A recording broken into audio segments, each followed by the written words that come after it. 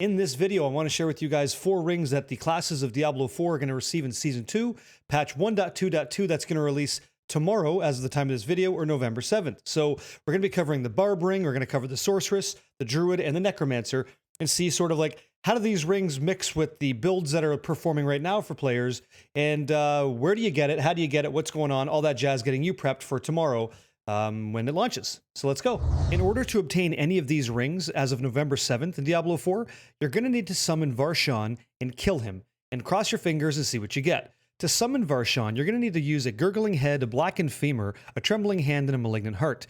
Putting these all together, you can summon up Varshan. If you've not had the opportunity to fight him yet, Varshan's located at the Tree of Whispers inside the Malignant Tunnel. Once you navigate the Malignant Tunnel, at the very end, there's an altar that you engage with, and after giving him the required materials, you summon the boss.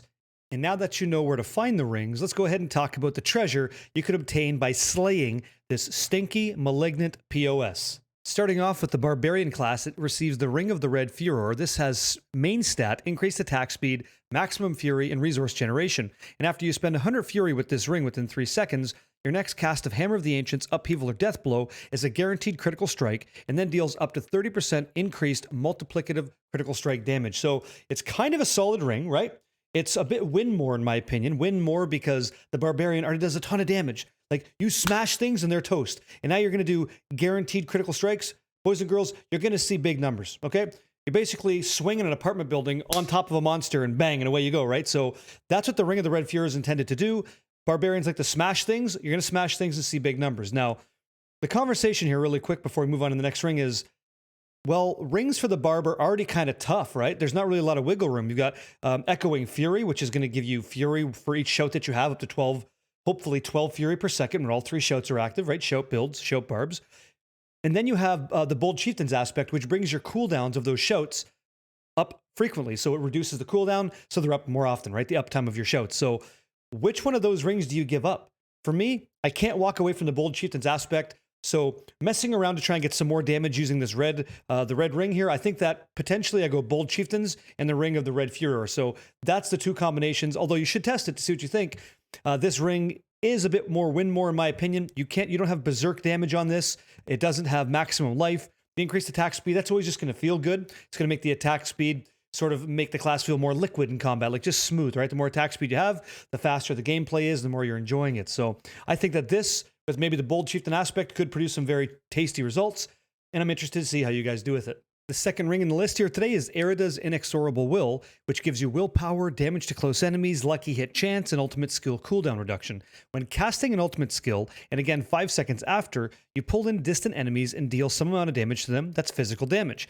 And this damage is increased by 1% per 1 point of willpower that you have, and that's Druid only. So this is that vacuum suck, right? It turns you into like a Dyson vacuum cleaner. Every time you play with the Druid, typically like pulverize, they'd be slapping the ground and stuff, and everything kind of comes in and they just stun it, or they encase it in stone with petrified, things like that. If you sort of navigate through all the meta builds of the game, some of them have a ring slot you could replace with like accelerating aspect, things like that, that you could replace with Arida's Inexorable Will and not really suffer too much, because you wouldn't be attacking as rapidly on distant targets anyway. You'd be moving to them, right? And now the ring pulls things into you. So while you do want to have a high rate of attack speed for the majority of, like, let's say it's a Dolmen Stone Boulder build, or Wear NATO, or Lightning Druid, like any of this stuff, right?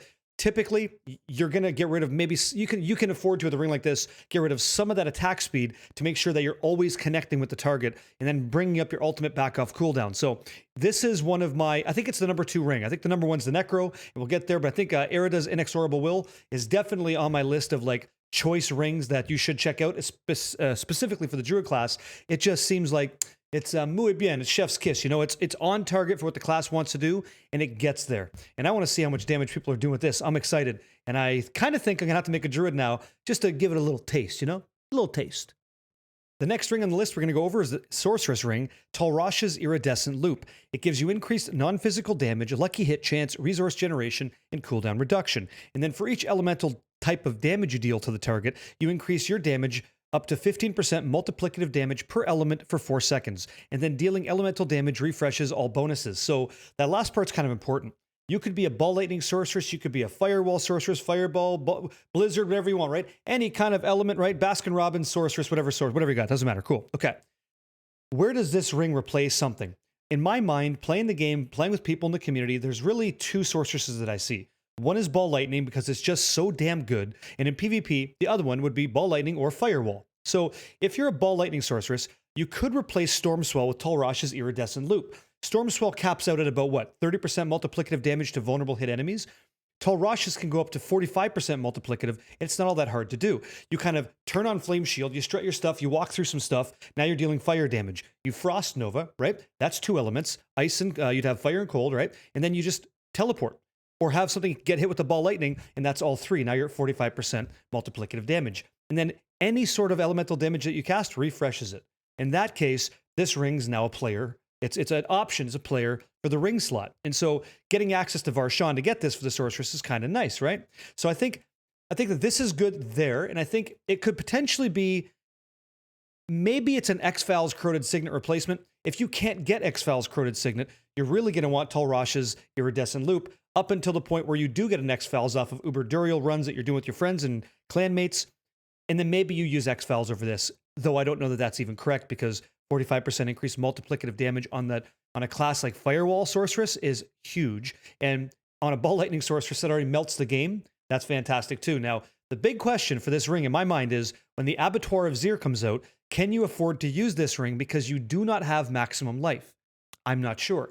I guess time will tell in this regard, but Tall Rasha's unique ring being added to the game, that is chef's kiss. That is clean work, and I like to see that in the loot pool of Diablo 4.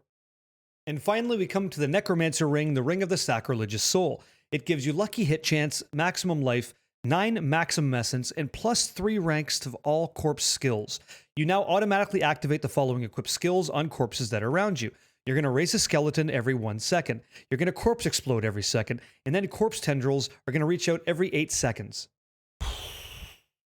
Dudes, necromancers out there, I know you're all high-fiving. You're all like, please roll this out. Please be Tuesday. Can't wait to get rid of the sacrificial ring and blow everything up with corpse explosion, summon it back up for free, corpse tendrils bringing stuff in, slapping the crap out of it. So, like, this is what I wish every class got. And Druid was my number 2. This is my number 1 ring of all 5 unique rings. Like, they can't all be Chads, right? But this one is who we got to help necromancers get this, because their player power is going to be significantly increased, in my opinion.